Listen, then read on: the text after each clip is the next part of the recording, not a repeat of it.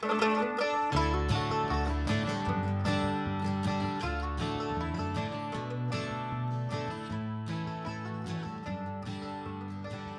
you know that the word give is mentioned more times than any other subject in the Bible? Let's take a look. It's good to be reminded that God is restoring, renewing, and redeeming His fallen creation. So be encouraged. Let this reality inspire you. You know what else? God calls His church into action. His special agents in His redemptive plan to renew and restore all things. To be honest, I struggle to get my mind around this extraordinary truth. Yet at the same time, this truth exhilarates and enlivens me, for this is God's high and noble mission for His church, your congregation and my congregation. There is no greater, no superior mission. So I'm speechless. The only word that comes to my mind is wow. Wow! What a call to action! What a noble charge! What a mission! The Scriptures are compelling. The spirit and behavior of giving is essential to our ability to serve as God's divine accomplices. This means there's more, far more to giving than merely funding the church budget, to paying for utilities, to caring for the poor, and making sure that the pastor receives his or her allowance.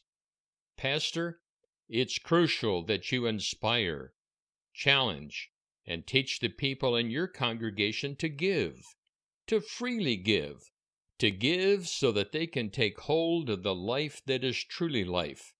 So drink deeply as we look at what the Scriptures tell us about this gift, this grace of giving. First, did you know that the word give is mentioned 921 times in the Bible? This may surprise you, for giving is mentioned more times than any other subject in the Bible. 2 times more than heaven and hell, 3 times more than love, 7 times more than prayer, 8 times more than believe, 138 times more than the word stewardship, nearly as many times as faith, hope, and love combined. There are 2,350 verses about giving in the Bible. This means that 15% of God's Word is about giving. 17 of Jesus' parables are about giving. In fact, a careful reading of the Bible reveals that there's hardly a single paragraph in the Scriptures that do not speak to the lavish, extravagant, generous giving displayed by the God who so loves, He gives. So, why are we so reluctant to teach people about giving? And when we do, why do so many ignore, distort, even misrepresent what the Bible teaches? So let's dive deeply into a few of these key words. Whether studied one at a time or collectively, the Old and New Testament words for giving paint a rich, a vibrant portrait of giving. A deeper and fuller understanding of these words will not only prepare you to preach the Giving is Living series, but your sermons will be life-giving as you grow and mature the people in your congregation in the grace of giving. I begin by drawing your attention to 3 Hebrew words and 1 Old Testament biblical principle about giving. The first word that I draw to your attention is the Hebrew word rab. This word appears 423 times in the Old Testament. Rab means abundant giving. Well, more than that. Not just abundant giving, way more than abundant. Rab means that we give out of our muchness, whether that muchness is great or small. But it even gets better. Rab is exceeding muchness, so much muchness that others have muchness, or as some of my African friends like to say, they have plenty too much. The next word that we need to look at is the word hen. This word appears 69 times in the Old Testament. Hen means showing grace and favor to others, particularly with our elegant, precious giving, lavish, generous giving. The next word is Radab. Radab appears 19 times in the Old Testament. Radab means giving freely, willingly, spontaneously. This kind of giving is inspired out of the heart. For God's people, giving is simply natural, normal. Even more than that, giving is more than necessary because it's life-giving. God's people do not give it a second thought. Giving is their nature. It's exactly, precisely how God's people live. This next word is Tzedakah. This word does not appear in the Old Testament. It's a principle of the Old Testament, the Hebrew principle of giving. As you ponder these Old Testament words, you begin to grasp the fullness and richness of this principle. For God's people, giving is much more than a duty, much more than a mere act of charity. Tzedakah is God's call to action, a noble call of doing mercy, justice, and righteousness. Tzedakah giving redeems, renews, and restores. Do you see it? Tzedakah giving is pivotal in God's redemptive plan. Tzedakah giving is not to be considered to be a big thing. Giving is simply what God's noble people do, how God's people roll, how God's people live.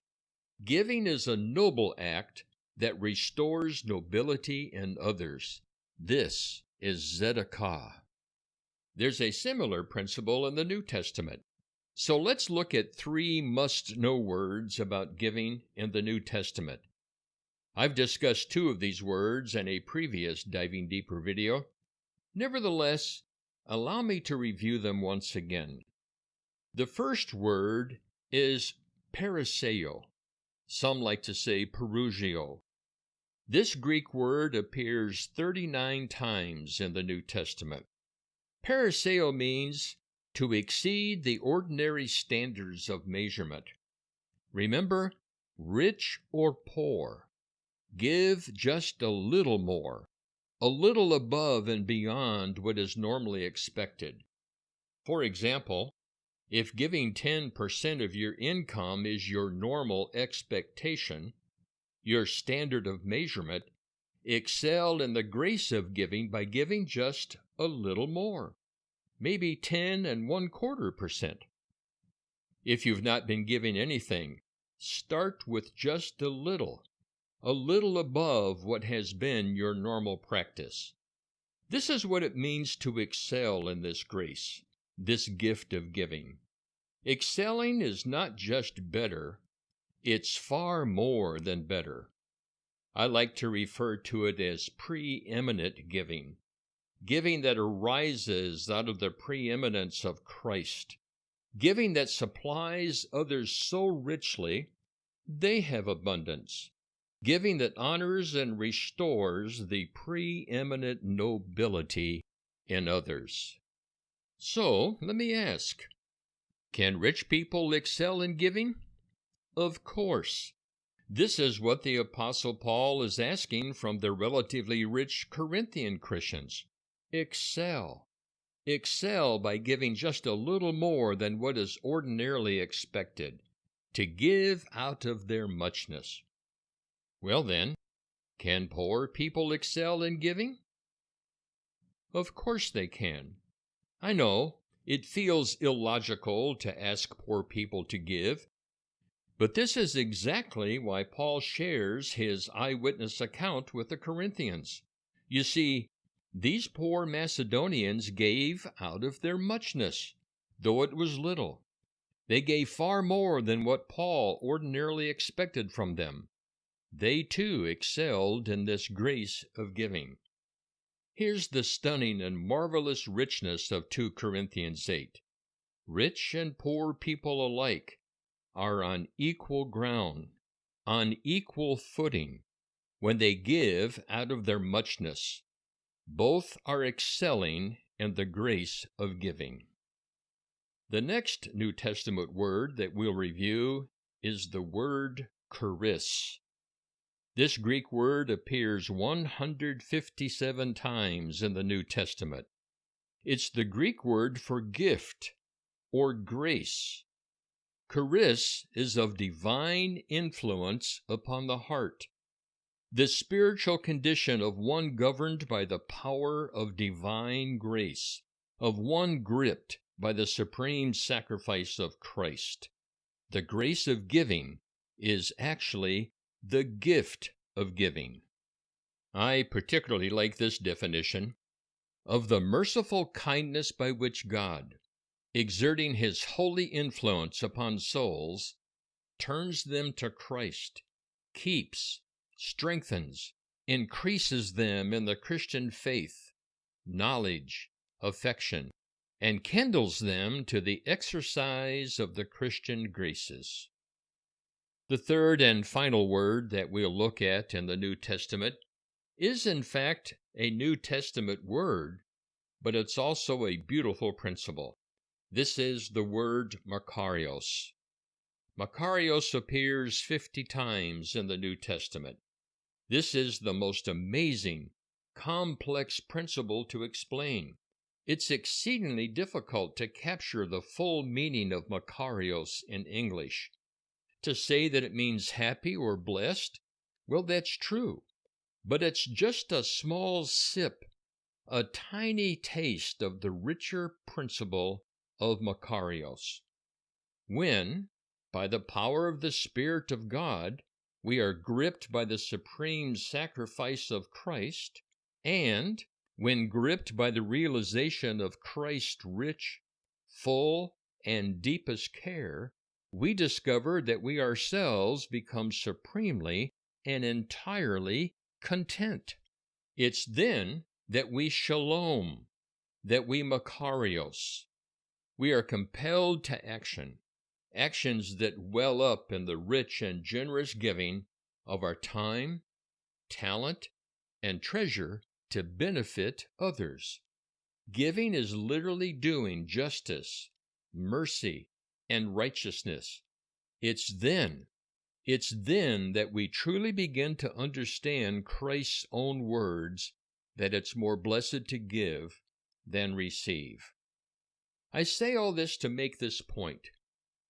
Giving is divinely inspired. It's a divine gift. It's a grace that cannot be forced.